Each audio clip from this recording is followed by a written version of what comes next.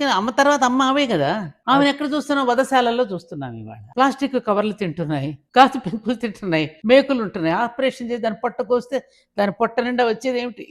హ్మ్. ప్రతి ఇంటికి ఒక ఆవును పెంచుకోలేరా? ఎంత ఫుడ్ తీసుకెళ్ళి ఫ్రిడ్జ్‌లో పారేస్తున్నారు నాన్న.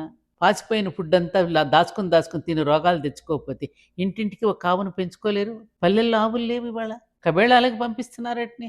అది అంబా అని అరుస్తూ ఉంటే ఎంత తన తన బిడ్డకు పాలిస్తూ ఉంటే ఆ దూడను పట్టుకుని ఇవతలకి లాగితే మన బిడ్డలకు పాలిచ్చి పోషిస్తుంది. ప్రతి ఆయుర్వేదం మెడిసిన్‌లోనూ గోవు యొక్క పాలు కలిపి మనకు మందులు తయారు చేసి ఇస్తుంటే ఆరోగ్యంగా ఉంటున్నాం. ఇంకోటి తెలుసా గోవులో ఉన్న గొప్పతనం? యజమాని అంటే గోవుకి ఎంత విశ్వాసం అంటే యజమానికి జబ్బు చేస్తే ఆ యజమాని జబ్బేమిటో తాను ఎంత జ్ఞానమో చూడు తెలుసుకుని ఏ ఆకు తింటే యజమాని రోగం తగ్గుతుందో తెలుసుకుని పొలాల్లోకి వెళ్ళి ఏది అడవుల్లో తిరిగి ఆ ఆకు తను మేసి తన పాల ద్వారా యజమానికి ఇచ్చి ఆ రోగాన్ని తగ్గించే అద్భుతమైనటువంటిది గోమాత కడుపులో. అలాంటి గోవుని వాళ్ళ చంపేస్తూ నానా రకాలుగా